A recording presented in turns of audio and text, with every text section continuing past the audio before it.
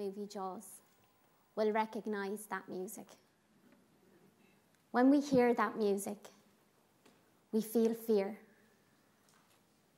We feel powerless. We fear what is happening, what has happened, and what is going to happen. We fear the unknown. You see, ladies and gentlemen, a lot of my life has been about the unknown. I was born with a disability, a rare congenital eye disease, aniridia, which means I'm legally blind. You all might wonder, how did I get to this centre stage without using my cane?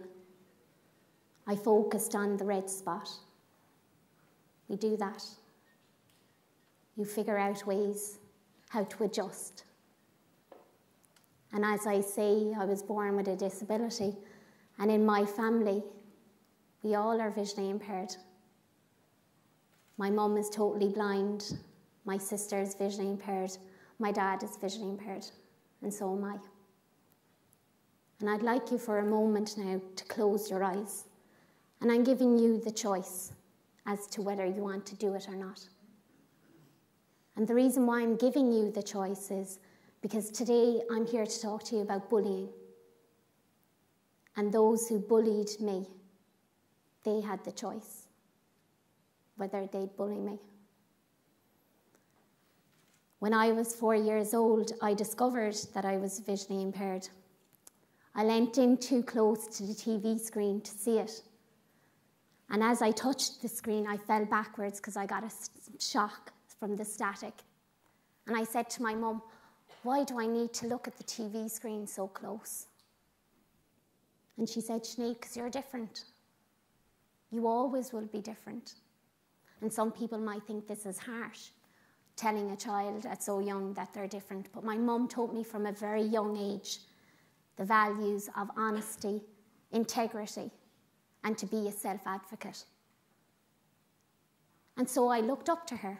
I thought to myself, okay, well, I'm going to be a self-advocate, and I'm going to stand up for my rights. And I followed her around, and I held her hand. And we went to the Dáil Éireann, and she was fighting for the rights of guide dog owners. And this was all happening around the time I began school. And I entered school, and I was a very carefree young girl. No worries. I was different. This is great. I felt free because my parents taught me that. They taught me, be honest about who you are. Self-acceptance is the greatest gift you can give yourself.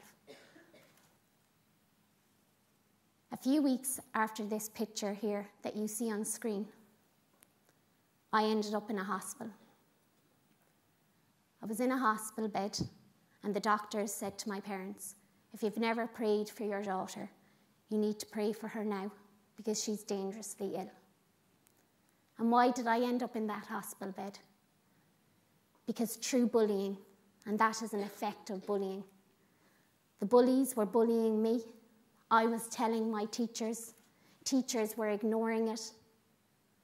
And they were saying, oh, don't worry about it. It'll all go away. It's a part of growing up. And so what happens when people tell you to ignore it? You internalize the anger. And the anger has to go somewhere. So I wasn't letting it out. I started taking it on myself. I started self-destructing. And who was my biggest bully? My biggest bully was me. Because I told myself what the bullies told me. You're worthless. You will never make anything of your life. I walked down streets, I felt embarrassed. I felt shameful. I felt that I didn't want to exist. And so after I tried to get better from school, or after I tried to get better from being in hospital, I decided, well, I wasn't going back to school anymore because I didn't want to be around bullies. And my mum, as I told you, had taught me the values of honesty, integrity, and being a self-advocate. My career path has turned out to be that I became Ireland's first visually impaired solicitor in 2009, despite being told that I wouldn't ever get there. I was told that at 17 by my careers advisor teacher. And currently today I'm a PhD researcher with the Anti-Bullying Centre. The Anti-Bullying Centre, where we receive 120 to 150 requests per month about bullying from parents, teachers, and relevant stakeholders. 23% of people suffer bullying, 4% suffer cyberbullying. That's the equivalent of about 113 people in the audience and 18. Bullying is a problem. Sometimes it's like the shark in the water. We all know it's there, but we can't see it. And you might wonder why I'm standing in front of you today. I'm standing here because I'm passionate about young people. I'm passionate about helping young people to have self-advocacy rights, to be able to stand up for themselves in a measured way. Because if we teach kids this from a very young age, then when it happens, because bullying can happen anywhere, in the workplace, in a nursing home, can happen anywhere. You're giving them a lifelong skill. I'm doing it for a particular person as well, Phoebe Prince. My current research is about the anti-bullying law that's in Massachusetts at the moment. I'm looking at a teacher's legal duty of care inside and outside of school. Phoebe Prince suffered bullying. When I was in school, I didn't suffer cyberbullying. It was all verbal and physical that I suffered. Being punched to the floor, not knowing and not seeing how to be able to get up. And with Phoebe, after her death in January 2010, 5 months later, they introduced the Massachusetts anti-bullying law. In Ireland, we have no specific school anti-bullying law, and that's what I'm looking at, to see what lessons can be learned from Massachusetts, to see can we apply them here to Ireland. I'm also here today not only because I'm passionate about self-advocacy rights for young people. I'm also here because diversity needs to be valued. Being different is okay. My parents taught me this at 4 years of age, a defining moment in my life. And when I went to school then, I was taught that it's not okay. And I find it ironic that in business world, it's all about being different, and that's how you make money, and yet everybody wants to be the same iPhone, the same clothes, and if you don't, you're bullied. How can we end school bullying? How can we end it? The answer lies with you. I'm the presenter here today. All of you are the change makers.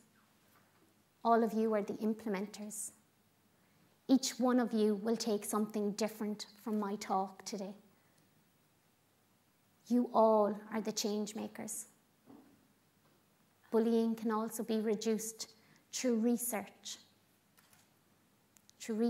like what's happening in the Anti-Bullying Centre. It can also be reduced via events like today, TEDx. And it can also be reduced by good policy and law. And they're the keys, I believe, where we have to get the discussion going. Don't be a bystander to bullying. Be a defender.